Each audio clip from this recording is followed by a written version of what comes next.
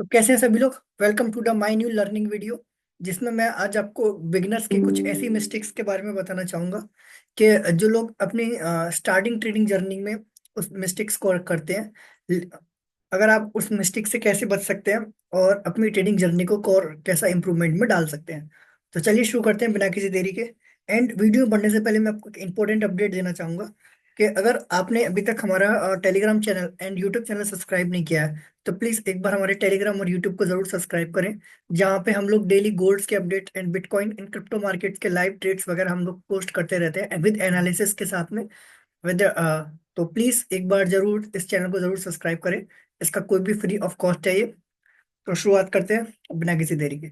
देखिए, how to avoid a beginner mistake. देखिए, beginners के लिए जो मेन मिस्टेक रहता है, ठीक, वो क्या करते हैं। सबसे पहले जब आप अगर फॉरेक्स ट्रेडिंग में आए, आपको ना यहाँ पे दो तीन चीजें दिखेंगी कि आप किस तरीके से मिस्टेक्स को करते हैं। पहली मिस्टेक आपकी ये होती है कि आप ओवर लिवरेजेस, आप लिवरेज को ज्यादा ले लेते हैं। लिवरेज एक ऐसा टूल है जो आपके अकाउंट को ग्रो करने में बहुत ज्यादा हेल्पफुल है और आपके अकाउंट को गिराने में भी उससे ज्यादा हेल्पफुल है।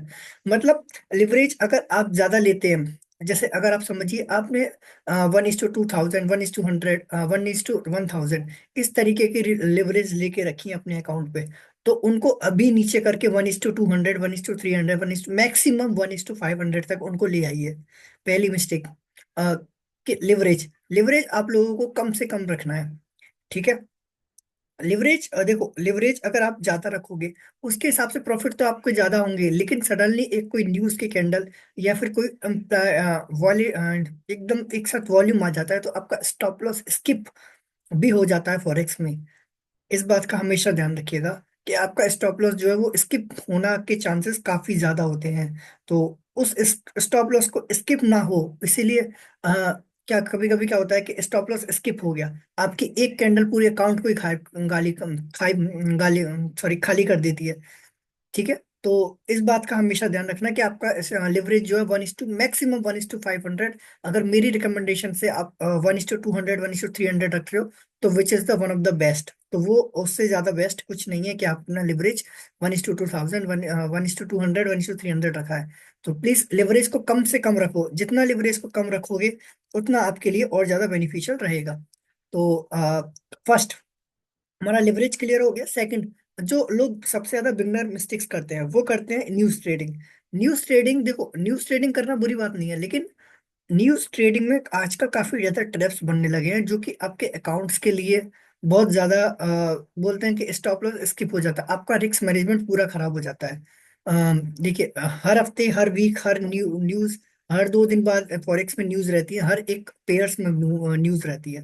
तो न्यूज से आप जितना बच के रहोगे, न्यूज के बाद आप ट्रेड कर सकते हो अगर कुछ प्राइजेक्शन बनता है तो।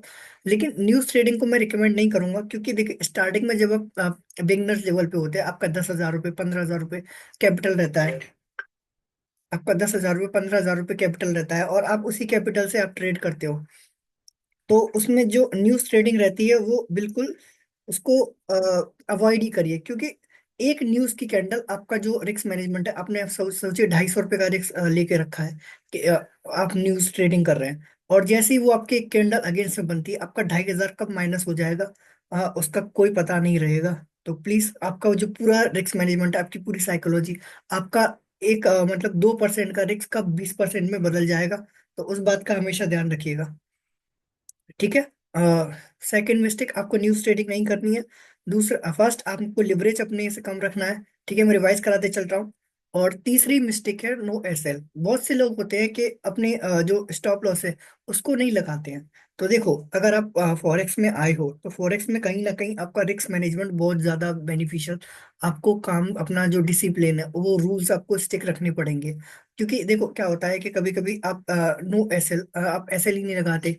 एक जैसे ये वाली जो शार्प मूव है यहाँ पे, इस तरीके के मूव, आपने सोचा कि ये यहाँ से बाय करेगा, आपका स्टॉप लॉस हिट हो जाता है। आप अपने स्टॉप लॉस को मैनेज कर सकते हैं।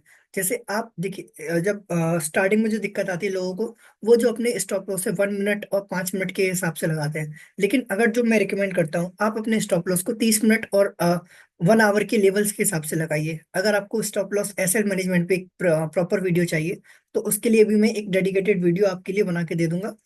तो प्लीज एक बार उसके लिए भी जरूर कमेंट करिएगा। ठीक है। ये हो गया ऐसा। और दूसरा ओवर ट्रेड, देखिए जब आप उसमें आप आ रहे हैं तो फॉरेक्स में, फॉरेक्स देखिए आप लोग ना ओवर ट्रेडिंग बहुत ज्यादा करते हैं, क्योंकि क्या होता है 24 घंटे जब मार्केट खुला है, 24 घंटे से 5 डेज, 5 डेज के अंदर जब आप जैसे आप बार बार चार्ट को एनालिसिस करते हैं, बार बार चार्ट को देखते हैं, और फिर आपको लगता है कि हाँ अब गिरेगा, अब गिरेगा, अब बाय करें, अब सेल करें। लेकिन ऐसा नहीं होता। आपको एक सेशन, एक ट्रेड और एक मैनेजमेंट, सॉरी एक स्ट्रेटजी, एक सेशन और दिन के एक ट्रेड और एक स्ट्रेटेजी, ये चीज आपको ट्रेडिंग जर्नी में, आपको फॉरेक्स में लाइफ में आगे लेके जाएगी। क्योंकि आप जितना ज्यादा चार्ट को देखेंगे आपको उतनी ज्यादा अपॉर्चुनिटीज नजर आएंगी फॉरेक्स में। और आप जितना कम टाइम फ्रेम पे चार्ट को देखेंगे उतना ज्यादा आपके लिए कंफ्यूजन रहेगा। आप 1 मिनट पे देखेंगे, 5 मिनट पे देखेंगे, 5 मिनट और 1 मिनट तो बिल्कुल भी एनालिसिस के लिए यूज नहीं करने चाहिए। यूज करने चाहिए तो बस 30 मिनट, 1 आवर और 4 आवर, ये तीन टाइम फ्रेम पे आप यूज कर सकते हैं। और एग्जीक्यूशन के लिए ज्यादा से ज्यादा 15 मिनट। इससे नीचे अगर आप जाते हैं एग्जीक्यूशन के लिए, तो आपकी जो एंट्री एसएल है ना, उनके चक्कर में आपका जो स्टार्टिंग जर्नी है वो एकदम बिगनर्स के लिए बहुत ज्यादा टफ हो जाएगा अपने अकाउंट को ग्रो करना। क्योंकि आपको वहां पे हर 5 मिनट, हर 15-20 मिनट बाद, हर 1 घंटे बाद ट्रेड दिखेंगे।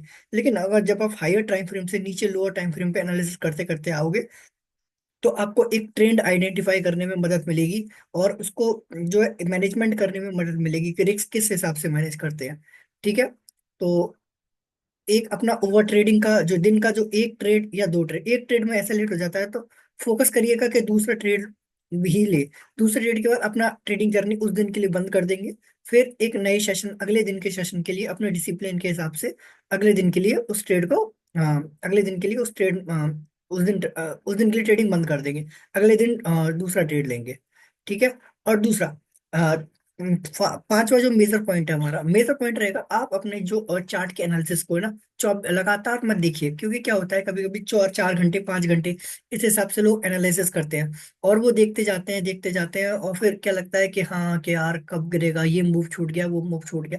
ऐसा कुछ नहीं होता। देखो, अगर जब आप स्टार्टिंग में जब आप ट्रेडिंग कर रहे हो ना, तो आपको ये दिखेगा कि ये वाला जो शार्प मूव है ना, ये यहाँ से छूट गया, ये वाला मूव छूट गया। देखो, ये जो सारे मूव है ना, किसी ना किसी ने कैप्चर,